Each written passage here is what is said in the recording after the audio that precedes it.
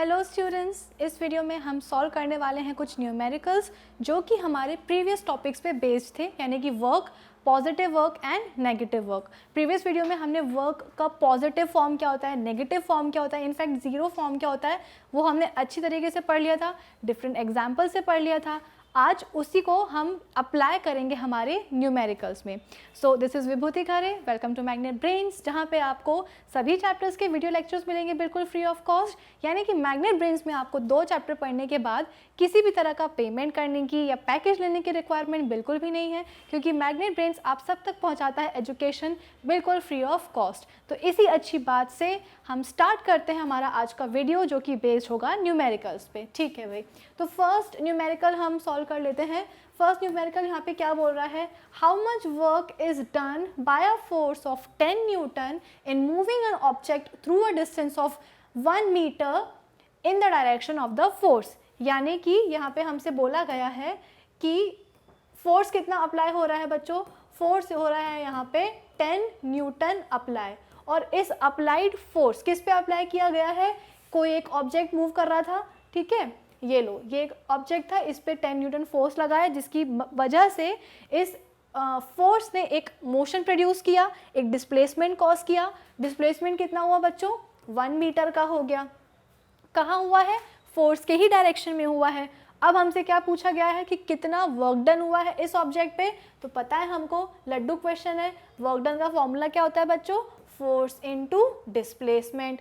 Force कितना लग गया यहाँ पे, 10 न्यूटन लग गया। डिस्प्लेसमेंट कितना होगा, 1 मीटर हो गया डिस्प्लेसमेंट। तो वर्क डन कितना आ जाएगा बच्चों, दैट इज 10 न्यूटन मीटर। और न्यूटन मीटर हमें पता है क्या बोलते हैं न्यूटन मीटर को, तो 10 जूल्स।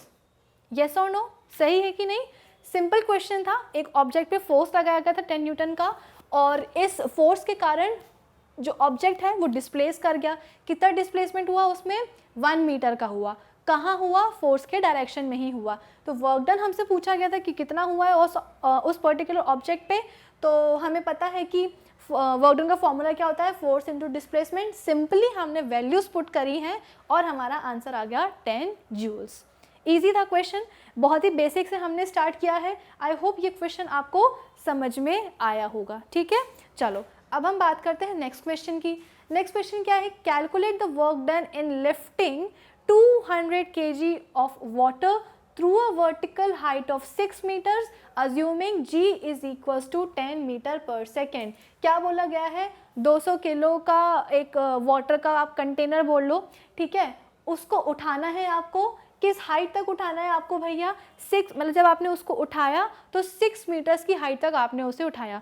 200 किलो का कंटेनर था, पानी से भरा हुआ, उसको आपने ऊपर उठाया। ऊपर उठाने पर उसमें डिस्प्लेसमेंट कितना आ गया भाई, डिस्प्लेसमेंट आ गया 6 मीटर्स। और अब हमसे पूछा गया है, जी की वैल्यू हमको बता दी गई है, अज्यूम करना है हमें कि 10 मीटर पर सेकेंड स्क्वायर है। हमें कैलकुलेट करना है कि उस पानी के कंटेनर पे कितना वर्क डन हमने उठाया है, तो हमने कितना वर्क डन जो है उस पानी के कंटेनर पे किया है।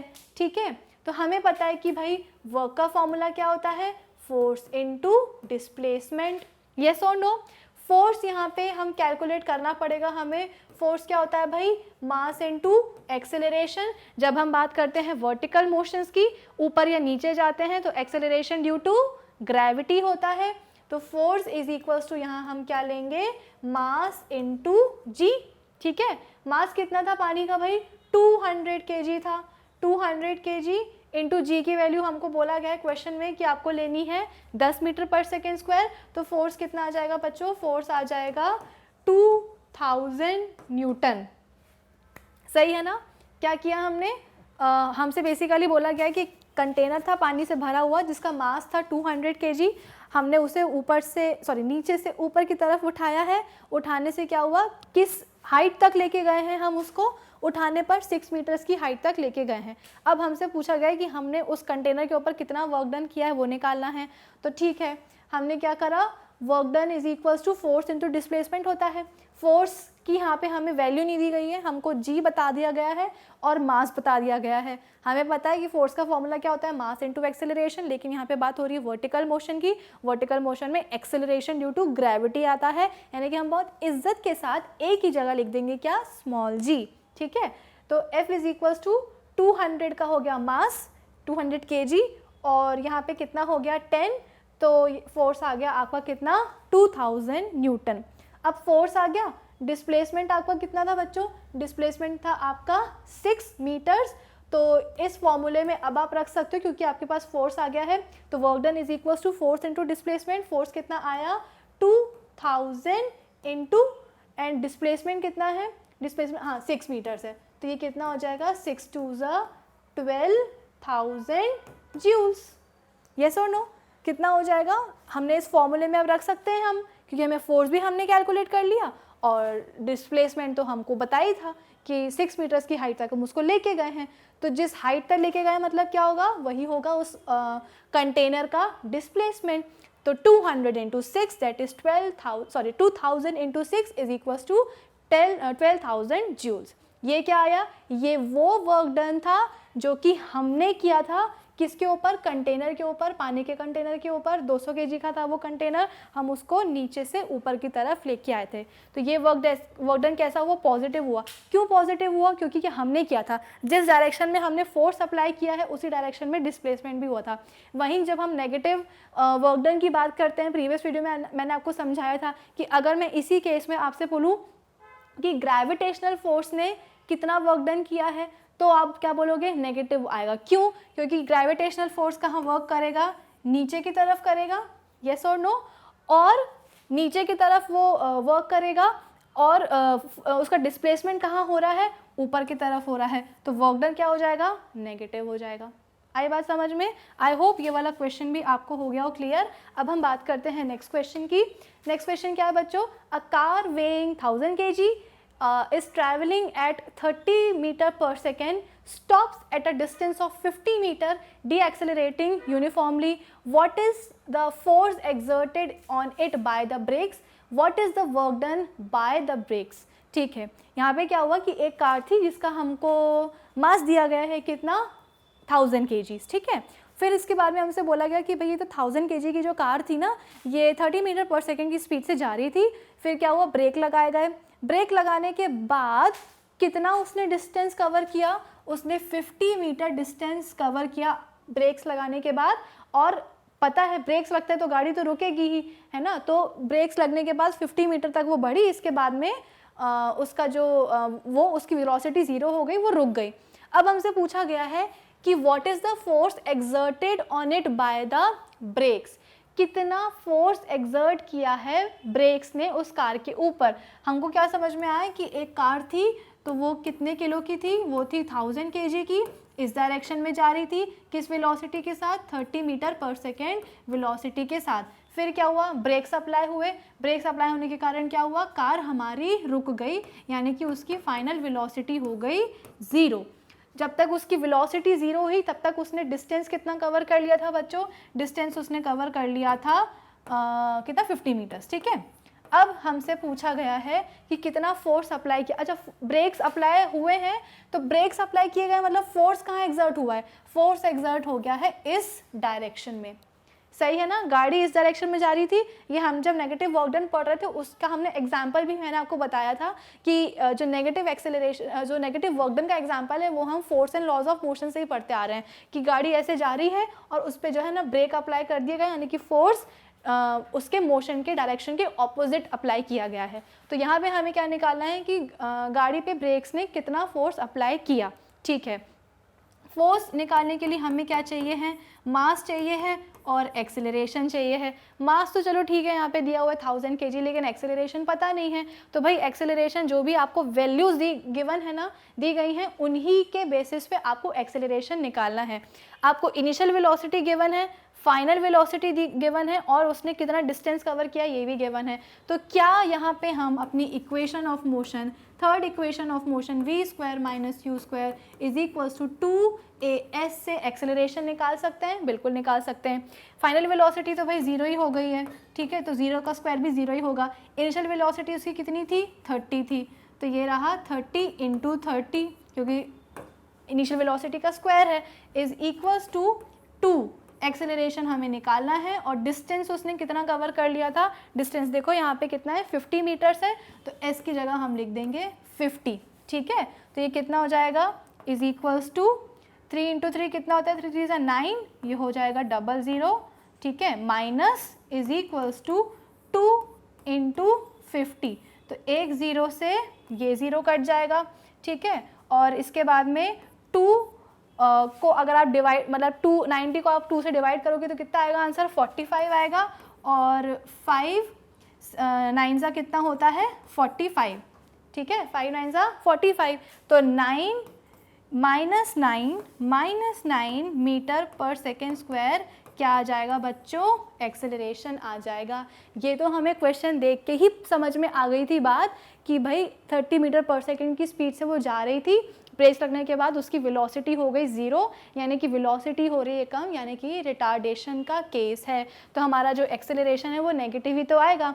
हमने क्या करना है, हमें ये निकालना है कि ब्रेक्स ने गाड़ी के ऊपर कितना फोर्स अप्लाई किया है। फोर्स अप्लाई करने के लिए हमको मास चाहिए है, एक्सेलरेशन चाहिए है। मास हमको गाड़ी का ऑलरेडी गिवन है। एक्सेलरेशन निकालने के लिए हमारे पास इनिशियल वेलोसिटी थी, फाइनल वेलोसिटी थी, डिस्प्लेसमेंट था, तो हमने क्या कर दिया, थर्ड इक्वेशन ऑफ मोशन लगा दी, जिसकी हेल्प से हमें एक्सेलरेशन पता चल गया कितना आया, -9 मीटर पर सेकेंड स्क्वायर। अब इसी एक्सेलरेशन को आप रख दोगे कहाँ, फोर्स के फॉर्मूला में, तो force is equals to -9 metre पर second square into mass कितना है भाई कार का, 1000 kg है, तो ये लो फोर्स कितना आ जाएगा, फोर्स आ जाएगा बच्चों -9000 न्यूटन, ठीक है। फोर्स की ऐसे यूनिट क्या होती है, न्यूटन, तो आंसर भी उसका न्यूटन में ही तो आएगा। तो force is equals to mass into acceleration, force कितना निकाला हमने 9 इंटू 1000 दैट इज -9000 न्यूटन, ठीक है।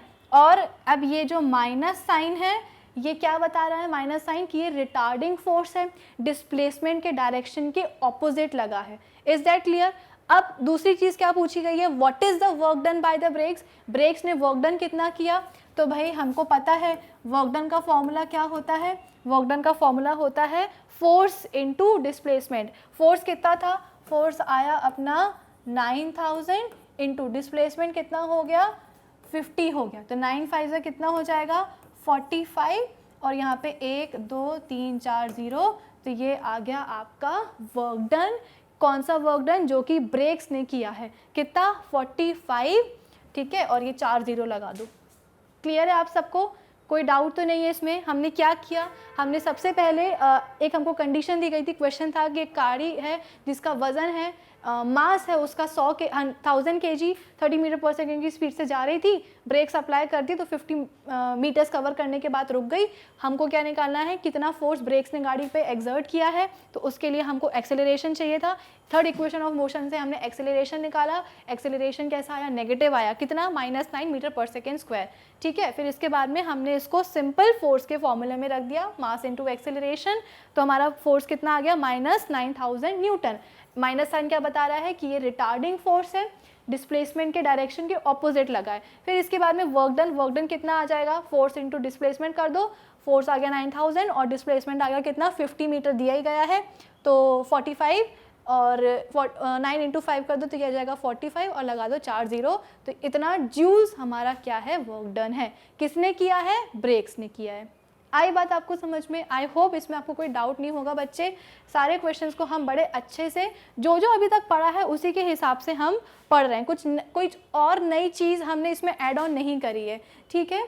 आप इसको 4.5 इंटू 10⁵ जूल्स के फॉर्म में भी लिख सकते हो, है ना। 0 अंदर ले लिए और पॉइंट यहाँ पे डेसिमल लगा दिया, तो 4 0 वैसे ही थे और डेसिमल भी हमने जो है ना 5 के पहले लगाया है, तो 10⁻ कितनी हो जाएगी 5 जूल्स। क्लियर है आप सबको। चलिए अब हम बात करते हैं नेक्स्ट क्वेश्चन। अच्छा, एक एनसीईआरटी का क्वेश्चन तो रह ही गया, इसमें दिया नहीं है, मैं आपको ऐसे बता देती हूँ।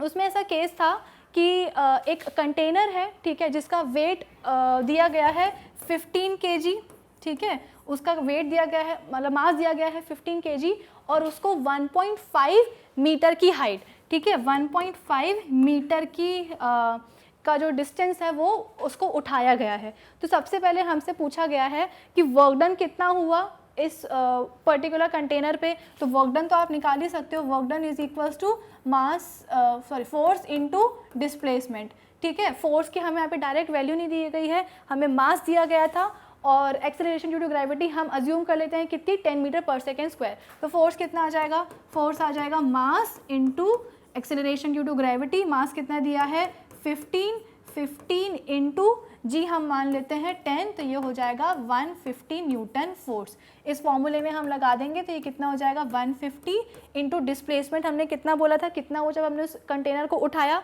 1.5 मीटर्स का हुआ, 1.5 मीटर्स ये हो गए, 15 इंटू 15 225 होता है, तो ये कितना हो जाएगा 225 डेसिमल, तो ये ज़ीरो है वो हट जाएगा।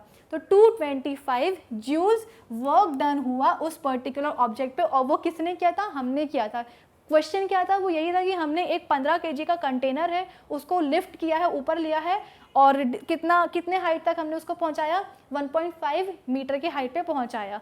तो हमने सबसे पहले हमने जाना कि भाई वर्क डन कितना हुआ उस ऑब्जेक्ट पे, कितना किया है हमने, तो हमने निकाल दिया इस फॉर्मूले से फोर्स इंटू डिस्प्लेसमेंट। फोर्स की वैल्यूज़ आपने m इंटू जी से निकाल ली। लेकिन अगर मैं आपसे पूछूं कि वर्क डन ग्रेविटेशनल फोर्स ने कितना किया है, तो ग्रेविटेशनल फोर्स कहाँ लगता है, नीचे की तरफ लगता है, और उसका मैग्नीट्यूड किसके बराबर होता है, ऑब्जेक्ट के वेट के बराबर ही होता है। ऑब्जेक्ट का वेट हम कैसे निकालेंगे, m इंटू जी से ही निकालेंगे। तो कितना आएगा, ये देखो 15 kgs के बराबर ही आएगा, ठीक है, सॉरी 15, हाँ ये 150 के बराबर ही आएगा। मास कितना हुआ दिया गया था उस कंटेनर का 15 kg, और जी की वैल्यू हमने 10 ली है, तो 150 न्यूटन का ही फोर्स लगा रही थी अर्थ, कहाँ, उस कंटेनर के ऊपर। लेकिन वो डिस्प्लेस होकर के कहाँ चला गया बच्चों, डिस्प्लेस होकर के वो ऊपर चला गया 1.5 मीटर्स की हाइट पे, लेकिन डायरेक्शन ऑपोजिट हो गया। फोर्स कहाँ लग रहा था, नीचे लग रहा था, डिस्प्लेसमेंट कहाँ हो गया, ऊपर लग गया। ये कौन सा फोर्स है, ग्रेविटेशनल फोर्स है। हम निकाल ही क्या रहे हैं, work done by the gravitational force. तो आंसर क्या आ जाएगा भाई, आंसर आ जाएगा आपका -225 जूल्स। आई बात आपको समझ में।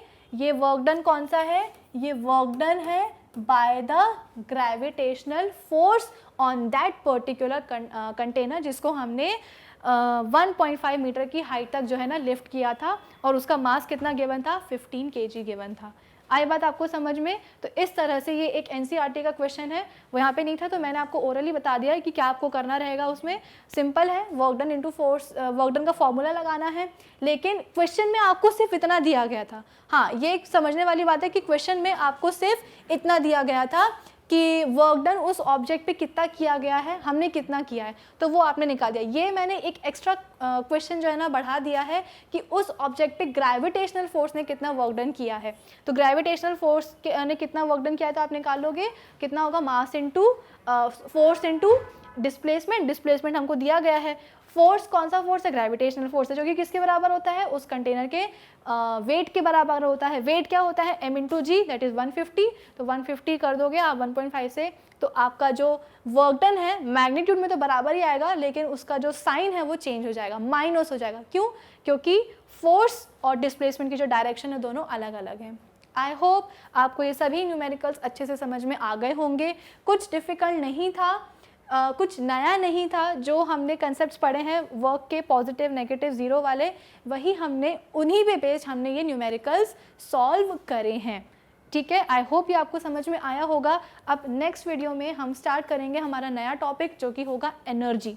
वर्क समझ में आ गया, उसके न्यूमेरिकल्स देख लिए। अब नेक्स्ट टॉपिक हम पढ़ेंगे एनर्जी। तब तक आपको क्या करना है, हमारी ऑफिशियल वेबसाइट magnetbrains.com पर आपको विजिट करना है, जहाँ पे आपको सभी चैप्टर्स के वीडियो लेक्चर्स मिलेंगे बिल्कुल अरेंज्ड फॉर्म में, यानी कि प्लेलिस्ट में, और साथ ही साथ चैप्टर के उनके नोट्स भी साथ में आपको मिलेंगे। So guys, do visit our official website magnetbrains.com.